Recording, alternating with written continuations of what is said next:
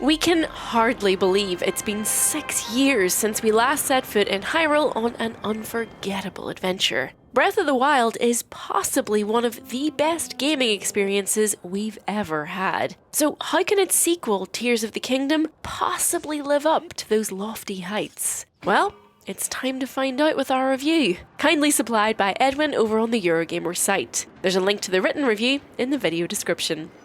Enjoy!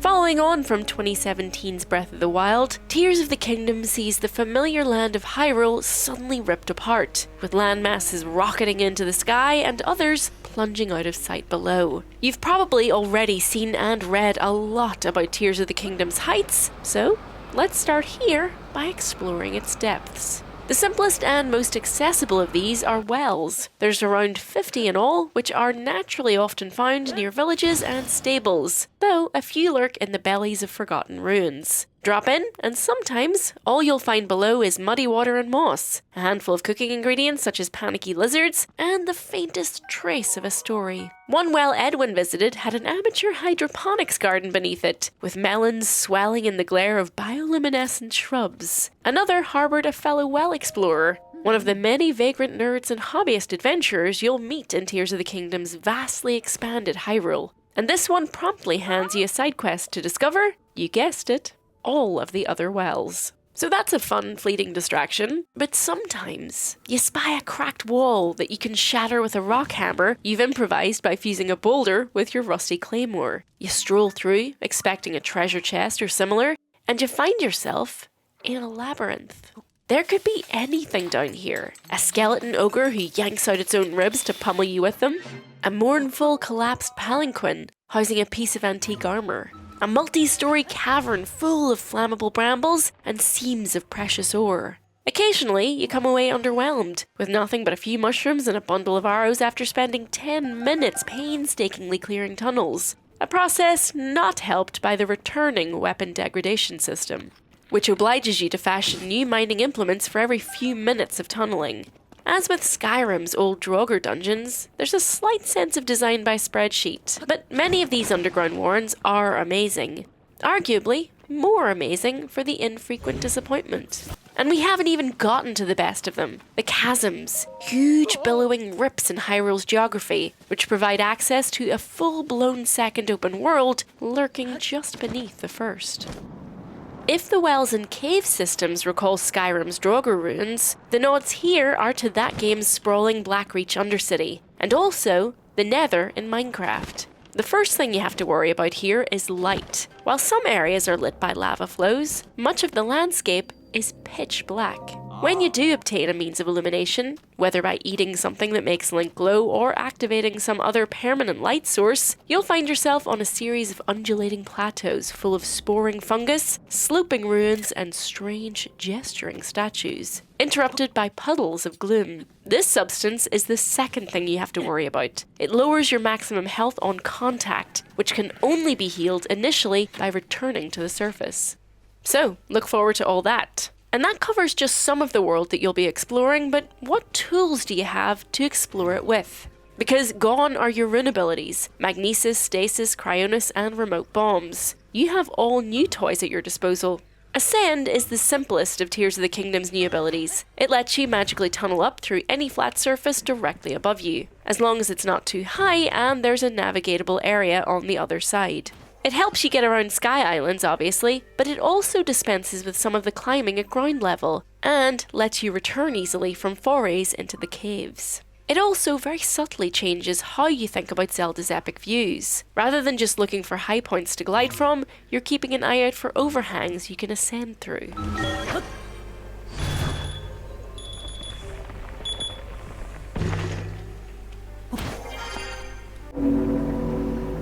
Rewind, meanwhile, turns back time for the object you aim it at. It has a range of uses both in battle and exploration. Some obvious. If a boss lugs something explosive at you, hit rewind to send it back where it came from, for example. But rewind also lets you jump on chunks of rock fallen from the Sky Islands and rewind to, effectively, turn them into elevators. Perhaps the least interesting of Tears of the Kingdom's new abilities, is Fuse. No, let's be clear here, it is still good fun. Fuse lets you glue weapons, shields, and arrows to pretty much any other object, from a minecart to a fire-emitting ruby, increasing their attack power and sometimes producing an item with novel abilities, such as a spear with a tentacle whip.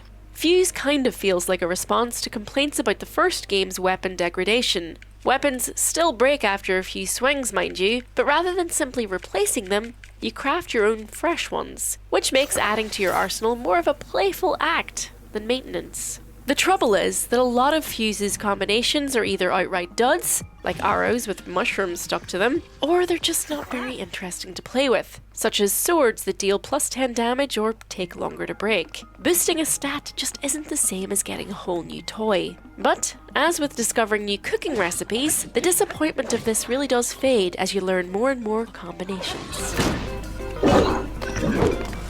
Ultrahand, though, is by far the best of the new abilities. It kind of feels like Tears of the Kingdom is one giant exercise in gathering all the ingredients for this ability and understanding how to combine them. It builds on the capabilities of Magnesis in the previous game by letting you pick up and stick together objects into anything from a platform you can stand on to reach a treasure chest to a battle tank created using pieces of Zonai technology.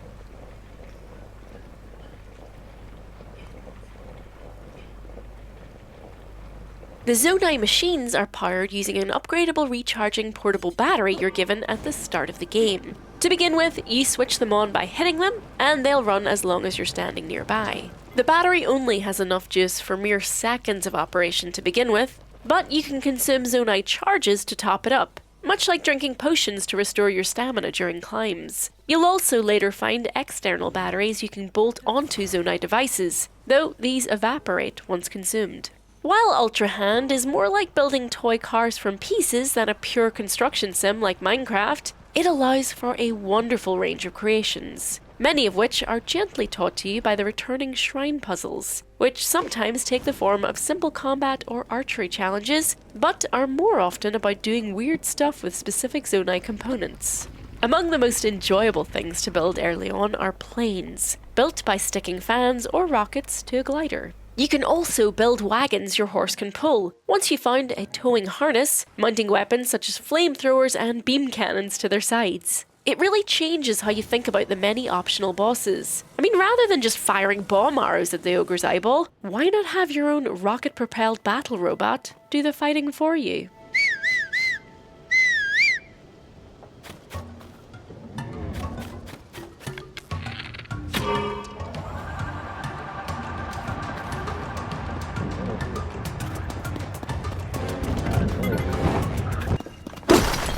Ultrahand also gives Tears of the Kingdom something of a resource farming loop. In addition to the resource elements of Breath of the Wild, finding weapons, armor, and cooking ingredients, together with health, stamina, and armor upgrades, you'll now search the world for new Zonai machines and Zonai ore, with which to increase your personal battery's lifetime.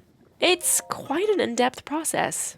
New Zonai parts generally come from huge gacha-style dispensers on Sky Islands, while Zonai ore for upgrades is often found in the underground areas, and must be transported to refining facilities on Sky Islands.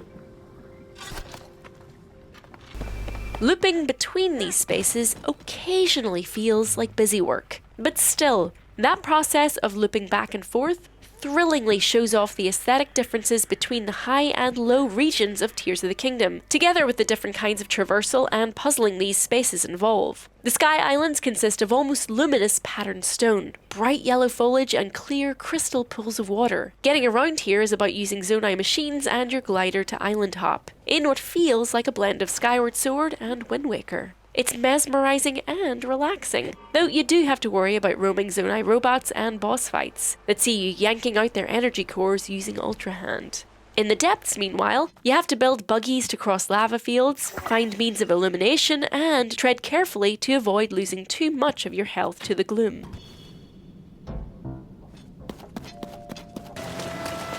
And, aside from your own abilities, you'll also gain AI companions by completing main quests, avatars for the Sages of Hyrule. These bring their own special moves you can activate by talking to them, such as a blast of wind that extends your glides, or a water shield. You can choose to travel without companions if you get bored of the company, but they can be very handy. One Goron ability, for instance, can be used to speedily blow up clumps of boulders while exploring underground.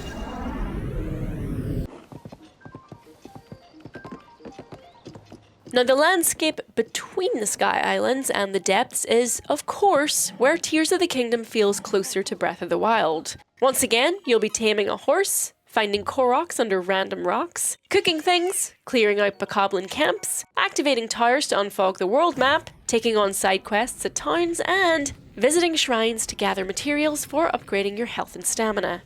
The main quest, once again, mostly consists of visiting Hyrule's non-Hylian factions, the Gerudo, Rito, Goron, and Zora, and solving a local difficulty by visiting a dungeon of some kind. The dungeons, which you can attempt in any order, follow a recurring format. First, there's the process of getting to them by navigating some intervening ruin, which might have its own distinct mechanics. The Zora dungeon, for example, gives you low-gravity physics. Then, you have to activate 4 or 5 things using a companion's ability, before fighting a boss. It doesn't quite have the intricacy of the old Zelda dungeons, but it's a little more involved than what we found in Breath of the Wild.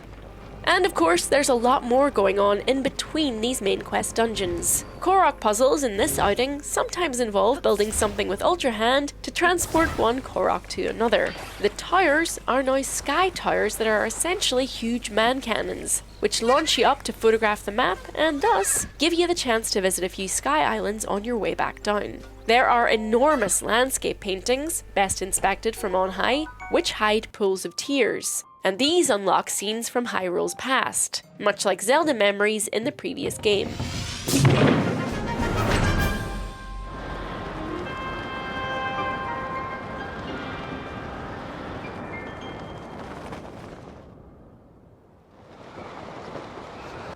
In general, there are more quests and things to discover, many involving Ultrahand again. The towns are more elaborate and harbour more secrets, though they're still more like villages than the settlements of, say, Assassin's Creed.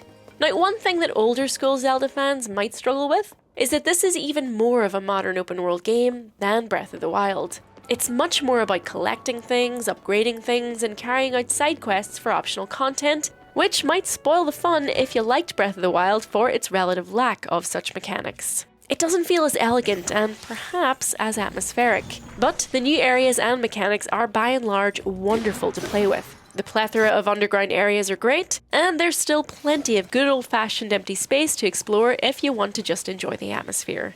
All told, Tears of the Kingdom is a wonderful, top-to-bottom expansion of one of gaming's great open-worlders, piling on new features without entirely losing Breath of the Wild's charm. It will easily keep you occupied for 100 hours or more. Now, we are just getting started with our Tears of the Kingdom videos on the channel, so do make sure and subscribe to not miss out on the streams, guides, tips, and secrets coming your way very soon. We'll see you all in Hyrule. Bye!